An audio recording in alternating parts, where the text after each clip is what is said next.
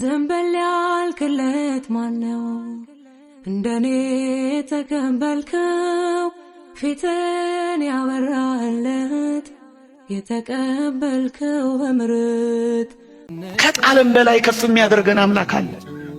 ካሰናከለን በላይ የሚያሻግረን አምላክ አለ። ብዙዎቻችን አሁንስ እሺ ንስሐ ልግባ ነገ በወድቅስ፣ አሁንስ እሺ ልመለስ ነገ ብሳሳትስ። ብዙዎቻችን ነገን እየፈራን ኃጢአት ብሰራስ፣ እንደገና በወድቅስ፣ እንደገና በበድልስ፣ እንደገና ፍርሃት። ኦርቶዶክሳውያን የእግዚአብሔር ቃል በግልጽ እንዲህ ይላል። ትንቢተ ኤርምያስ ምዕራፍ 8 የወደቁ አይነሱምን? የሳቱስ አይመለሱምን? ይላል። አንድ ነገር አንርሳ፣ ብንወድቅ እንነሳለን፣ ብንሳሳት እንመለሳለን፣ ደግሞም እንታረማለን። በውድቀቶቻችን ምክንያት እግዚአብሔር አይተን ወደማናውቀው በንስሐ ብንመለስ ከፍ ወዳለው ጸጋ እንደርሳለን። ቅዱስ ዮሐንስ አፈወርቅ ቴዎድሮስ ለሚባል ለአንድ ወዳጁ በዝሙት ምክንያት ወድቆ ለነበረው ደገኛ ሰው ለነበረው አንድ ወዳጁ እንዲህ ብሎ ላከለት። ሰይጣን ይሄን ያህል ከጣለህማ አለው፣ እግዚአብሔር ደግሞ እንዴት አይተኸው ወደማታውቀው ክብር ከፍ ያደርግህ ይሆን አለው። ከጣለም በላይ ከፍ የሚያደርገን አምላክ አለ። ካሰናከለን በላይ የሚያሻግረን አምላክ አለ። ወገኖቼ እንደገና አስብትሉ ትነሳላችሁ። ጠላቴ ሆይ ደስ አይበል፣ በጨለማ ብቀመጥ እግዚአብሔር ብርሃን ይሆንልኛል፣ ጽድቅንም አያለሁ ወደ ብርሃንም ያወጣኛል እንዳለው ብንወድቅ እንነሳ። ለዚህ እኮ ነው ንስሐ ሥጋ ወደሙ እነዚህ ምስጢራት የሚደገሙ የሆኑት እኛ ደካሞችና ወዳቂዎች እንደሆንን እግዚአብሔር ስለሚያውቅ ነው። ኦርቶዶክሳውያን ወደ አባ ቢሾይ የመጣ አንድ መነኮስ አባ ቢሾይን እንዲህ አለው ይባላል። አባቴ ሆይ ለካ ሲሰነካከል ኖሯል ይሄ ወጣኔ መነኮስ። አባቴ ሆይ እስከ መቼ ድረስ እየተሰነካከልኩ ኖራለሁ አለው ይባላል። አባ ቢሾይ መለሰለት እስክትሞት ድረስ አለው ይላል። ኦርቶዶክሳውያን አንዳንድ ጊዜ ኃጢአት እስክንሞት ድረስ ላይለየን ይችላል እና እስክንሞት ድረስ ኃጢአት ካልተለየን እስክንሞት ድረስ ንስሐ ሳንገባ ልንኖር ነው። ወገኖቼ ላለመውደቅ ደግሞም ላለመሰናከል ብርቱ መፍትሄው ምን እንደሆነ ታውቃላችሁ? ከንስሐ መራቅ አይደለም። እና ምንድነው ካላችሁ ወይ ኦርቶዶክሳውያን አባቶቻችን ትምህርት እንዲህ ይላል፣ በበደሉ ላይ ድፍረትንና ሽንገላን ቢጨምር ይላል። ሽንገላን ቢጨምር ማለት በድሎ አልበደልኩም ቢል ማለታቸው ነው። ከዛች ኃጢአት መጠበቅ አይድንም፣ እርሷን በሚመስል ኃጢአት ከመውደቅ አይችልም ይላል። እደግመዋለሁ። በበደሉ ላይ አንድ ሰው በበደሉ ላይ ድፍረትንና ሽንገላን ቢጨምር ኃጢአት ሰርቶ አልሰራሁም ብሎ ራሱን ቢያጸድቅ ምን ይላሉ? ከዛች ኃጢአት መጠበቅ አይችልም፣ ከኃጢአት መጠበቅ አይችልም።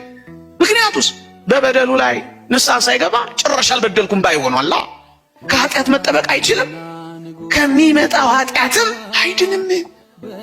ላለመድገም ከፈለጋችሁ ንስሐ እንግባ።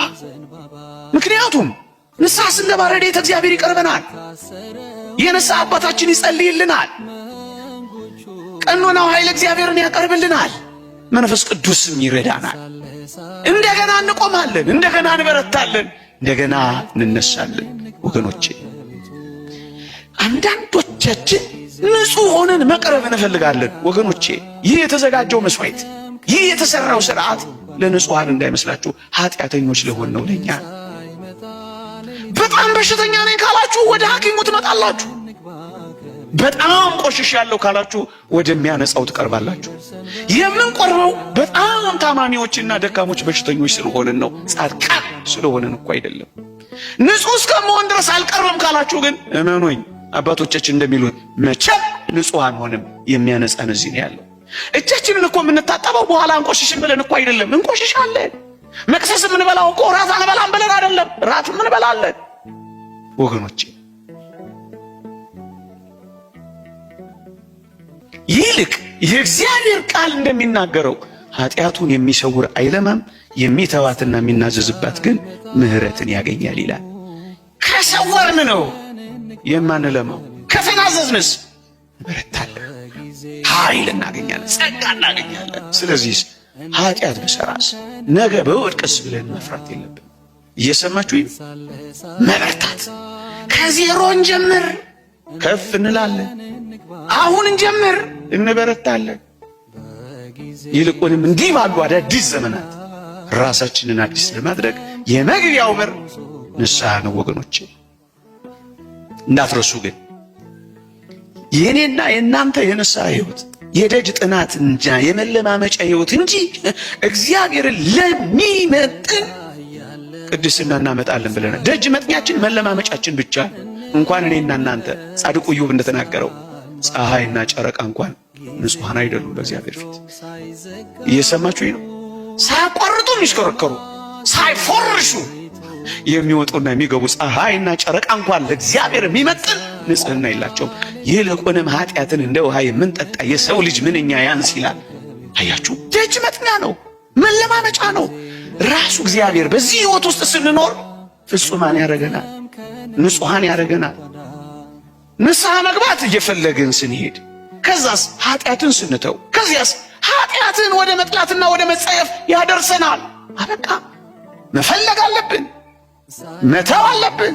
ከዚያስ እንድንጸየፍ ራሱ እግዚአብሔር በእኛ ውስጥ ይሠራል። ቆይ ቁስል ሲገላለጥ ነው ወይስ ሲሸፋፈን ነው የሚድ ነው? ነውም አይደል? ከተሸፈነስ ያመረቅዛል። ከዚያስ ይቆስላል። ጋንግሪን ካንሰር ይሆናል፣ ይቆስላል ይላሉ እንዴ? የምንጠየም የምማረግ ነው እሱ። ይቆረጣል። ምን ማለት መሰላችሁ? የሥነ ምግባር ጉድለት ቶሎ ካልታረመ የሃይማኖት ክህደት ያመጣል፣ ይቆረጣል። ስለዚህ ግለጡት። ለዚህ እኮ ነው አባ መቃርዮስ ያንን ምስኪን መነኮስ በኃጢአት የወደቀው አንተ ኃጢአትን ብትገልጠው እግዚአብሔር ይሰውርልሃል፣ አንተ ብትሰውረው ግን እግዚአብሔር ይገልጥብሃል ያለው። ከነ ኃጢአታችን ከተኛን ከነ ኃጢአታችን ለመዋል አንፍቀድ። ለራሳችን በምንችለው አቅም ፈጥነን ቶሎ ብለን ንስሐ እንግባ። ከነ ኃጢአታችን ከዋልን እንዲመሽም አንፍቀድ። በምንችለው መልኩ ፈጥነን እንድንገኝ እናድርግ። ኃጢአት በጣም ክፉ ናት። ከኃጢአት በላይ ደግሞ የምትከፋው ተስፋ መቁረጥ ነው። እየሰማችሁ ነው? አባቶቻችን እንዲህ ብለው ይናገራሉ። ኃጢአት ዲያብሎስን አልፈጠረችውም ተስፋ መቁረጥ እንጂ ይላሉ። እየሰማችሁ? ኃጢአት ከሚሰራው ሰው በላይ ግን በጣም የሚያሳዝነው ኃጢአት ሰርቻለሁ ብሎ ተስፋ የሚቆርጠው ሰው፣ ዋጋ የለኝም የሚለው ሰው። አብዛኞቻችን በንስሐችን ውስጥ ስለ ራሳችን ኃጢአት ነው እንጂ በእኛ ኃጢአት ሀገር፣ ወገን፣ ሕዝብ፣ ቤተሰብ የመጣበትን አናስብ። ዮናስ የተሳፈረባት መርከብ ትንቢተ ዮናስ ላይ ትናወጽ የነበረው በደለኞች የሆኑት ሰዎች ኖሮባት ሳይሆን ያጠፋው እግዚአብሔርን ያሳዘነው ዮናስ ስላለው። ሀገር አሁን እንዲህ የምትታመሰው እኛ ንስሐ ሳንገባ ቀርተን ቢሆንስ? ግን እኛ ምን አገባን? አረ ከበላይ ያሉትስ ብለን ጣት እንጠቋቋ። 2000 ዓመት ሙሉ የተሰበከ አንድ ስብከት አለ። መንግስተ ሰማያት ቀርባለችና ንስሐ ግቡ የሚል ስም። ግን መንግስተ ሰማያት አልመጣችም እነ ዮሐንስ ተሳስተው ነው የሚል ጥያቄ ጠይቁ ሰዎች አሉ። ዮሐንስ መጥምቅ ሰበከ፣ ከዛ ጌታችን ሰበከ፣ ሐዋርያቱም መምህራን ሰበኩት ሁሉም አይደለ? ግን እስካሁን አልመጣችም መንግስተ ሰማያትና እንዴት ነው እስተት ነው ወይ ቀኑን ተሳስተው ነው ወይ የሚል ጥያቄ ይመጣል። አባቶቻችን መንግስተ ሰማያት ቀርባለች ማለት የሞታችሁ ቀን ቀርቧል ማለት ነው ብሎ ነው የተረጎሙት። ምክንያቱም ያንተ መንግስተ ሰማያት ዛሬ ነው። ዛሬ በህይወት እያለ ካልሰራ ከሞትክ በኋላ ወደ መንግስተ ሰማያት የሚያገባን ስራ ልትሰራችል። ዛሬ ላይ ካልሰራ በቃ ነገ ላይ መንግስተ ሰማያት አለኝ የሚል ተስፋ የለህም ማለት ነው። መንግስተ ሰማያት ቀርባለችና ንስሐ ግቡ ማለት የሞት ቀን ቀርቧል ንስሐ ግባ ማለት ነው። ምክንያቱም መሽቶ በነጋ ቁጥር ወደ ሞት እየቀረብክ ነው። ድርክም ጠላ በቃ የኛ ህይወት ጉዞ ወደ ሞት የሚደረግ ጉዞ ነው አይደለ? ወደ ስጋዊ ሞት ማለት ነው። ከዛ ወደ ህይወት የሞት ቀን ቀርቧል ነው 2000 ዓመት ሲሰበክ የነበረው። የምትሞትበት ቀን ቀርቧል ንስሐ ግባ ወደ እግዚአብሔር ቅረብ ነው እንጂ አክቹሊ የጌታ መምጫው ቀርቧል ማለት ብቻ አይደለም። የጌታ መምጫ ቀርቧልም ነው እውነት ነው፣ ግን እሱ ብቻ አይደለም ትርጉም። የጌታ መምጫ ቀርቧል ሲባል ራሱ ለኔ ጌታ የሚመጣበት ቀን ማለት ብቻ አይደለም፣ እኔ ወደ ጌታ የሚሄድበት ቀንም ጭምር ነው፣ ከጌታ ጋር የምገናኝበት ቀንም ጭምር ነው። ምን ተዘጋጅተሃል? ቀርቦብሃል፣ ደርሶብሃል። በቃ ምን እያሰብክ ነው? ንስሐ ግባ ወደ እግዚአብሔር ቅረብ ነው እየተባልክ ያለው። ቤተክርስቲያን የምትጠራን እንደዛ። ነገን ጋራንቲድ አይደለንም፣ ዋስትና የለንም ነገን ለማየታችን። ወጣትነት ጋራንቲ አይደለም። የወጣቱ ሞት አይበልጥም ኢትዮጵያ ውስጥ ከአዛውንቱም ከምኑም ሞት እኮ የወጣቱ ሞት ይበልጣል። ወጣትነት ነገን ለማየት ዋስትና አይደለምና አይ በቃ ዛሬ ኑሬ ነገን እግዚአብሔር ያውቃል። ነገ ኃጢአት ልሰራ እችላለሁ እኮ ጥሩ ነው። ዛሬ ልኑርና ነገ ደግሞ ለነገ እጨነቃለሁ። ነገ ኃጢአት እንዳልሰራ ነገ እጨነቃለሁ። ዛሬ ግን መዳን አለብኝ። ዛሬ ወደ ጌታ መቅረብ አለብኝ የሚል ሜንታሊቲ ግድ ያስፈልገናል። ስለዚህ ከአንዱ ችግራችን ከራሳችን የሚመነጭ ነው። ያችን በዝሙት ተከሳ የመጣችውን ሴት ምን ይዛችኋል? ከየት አገኛችኋት? በዝሙት ስትበድል አግኝተናል ነው። ሙሴ ትወገር ብሏል፣ አንተ ምን ትላለህ አለ። ኃጢአት የሌለበት ከእናንተ መካከል ይውገራት አላቸው። ሲላቸው ኃጢአታቸው ከየራሳቸው ግንባር ላይ ተጻፈባቸው። ሁሉም ወጥተው ሄዱ። ኢየሱስ ክርስቶስ ጌታ ኢየሱስ ብቻ ቀረ ይላል ወንጌሉ። ደስ ነው የሚለኝ እኔ። ማን ብቻ ቀረ? ምን ማለት ነው? ንጹህ ማን ብቻ ነው? እሱ ብቻ ነው። ሁሉም ሰው ከሱ እቅፍ ውጭ ነው። ስለ እመቤታችን አላወጋውም። ሌላ ነገረ ማርያም ነው። እሷ ከኛ ቁጥር አገባብ እያወራው ያለው ስለኛ እሱ ንጹህ ነው። ኋላ ቀና አለና ምን እንዳላት ታውቃላችሁ?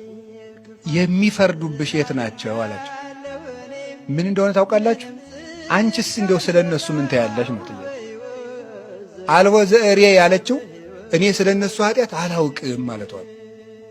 እንግዲያም አንቺ ካልፈረድሽ ደግሞ በትዊ በሰላም እኔም አልፈርድብሽ በሰላም ይቻላል። ኧረ በሐሰት ነው የከሰሱኝ እኔ አስመሳዮች አትሉም ነበር እናንተ ብትሆኑ? እኛም ብሎ እንደዛ እንል ነበር ማለት። ኧረ እኔ አላውቅም ማለት እንግዲያስ እኔም አልፈርድብሽ አለና በሰላም ሰደ።